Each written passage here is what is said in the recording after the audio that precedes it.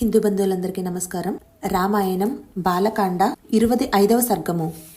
తాటక జన్మ వృత్తాంతము, వివాహము, ఆమె శాపమునకు గురియగుట, లోకకంటకురాలైన ఆ తాటకను చంపుము అని శ్రీరామునకు విశ్వామిత్రుని ఆదేశము.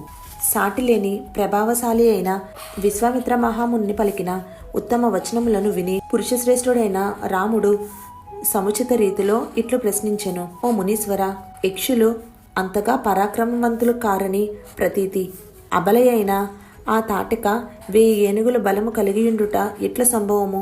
అంతటా మిగులు తేజస్శాలి అయిన శ్రీరాముని వచనములను విని సంతోషంతో విశ్వామిత్రుడు శత్రుభయంకరుడైన రాఘవునితో మధురముగా ఇట్ల నుడివెను.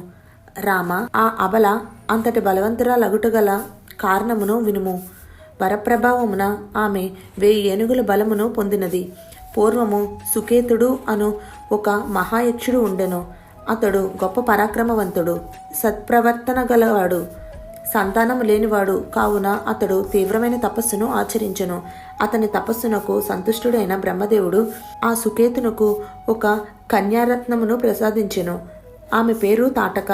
కానీ సృష్టికర్తగా ప్రసిద్ధికెక్కిన బ్రహ్మ ఆ యక్షునకు పుత్రుని మాత్రము అనుగ్రహింపలేదు. అయితే పితామహుడు ఆ కన్యారత్నమునకు మాత్రం 1000 ఏనుగుల బలమును వసంగెను.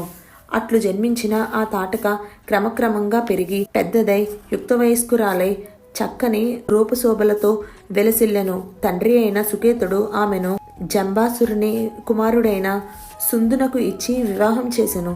కొంతకాలం తర్వాత ఆమె ఒక కుమారుని గనెను. అతని పేరు మారీచుడు.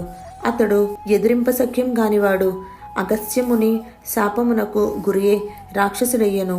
ఓ రామ, సుందుడు అగస్త్యుని వలన మృతి చెందెను. అప్పుడు తాటక తన కుమారుడైన మరోచునితో కూడి అగస్త్య మహాముని చంపుటకు పూనుకొనెను.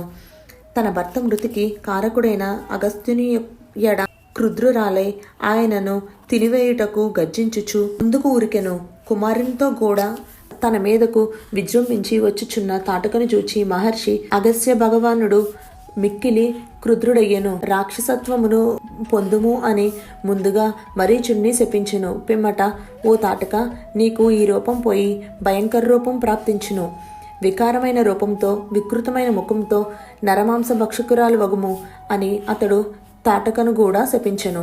అట్లు అగస్త్యుని శాపమునకు గురి అయిన తాటక అందులకు తట్టుకొనలేక క్రోధముతో ఉడికిపోయెను. ఆ కారణంగా తాటక అగస్త్యుడు సంచరించిన ఈ పవిత్ర ప్రదేశమునంతయును ధ్వంసమనర్చుచున్నది. కనుక ఓ రాఘవ, దుష్ప్రవర్తన గలదియు మిక్కిలి భయంకరమైనదియు తన పరాక్రముచే లోకములను ఉపద్రవములను కలిగించుయున్నదియు అయిన ఈ తాటకను హతమార్చి గోవులను కాపాడము. బ్రాహ్మణులకు హితమును గూర్చుము. ఓ రఘునందన, శాపమునకు లోనైన ఈ తాటకను చంపుట నీవు తప్ప ఈ ముల్లోకములో ఎవరికి సామర్థ్యము లేదు.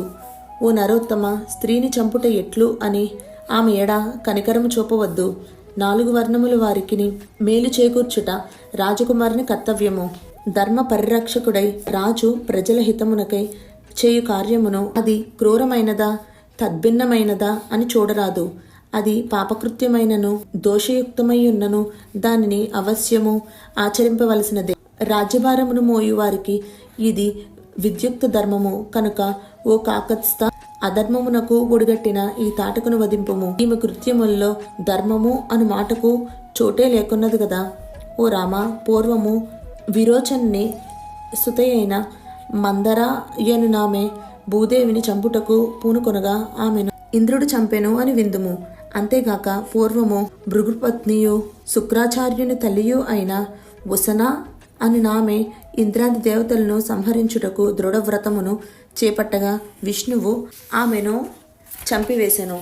ఓ రాజకుమార, ఈ విధంగా పెక్కుమంది మహానుభావులు సత్పురుషులు అధర్మమునకు ఒడిగట్టిన స్త్రీలను వధించిరి.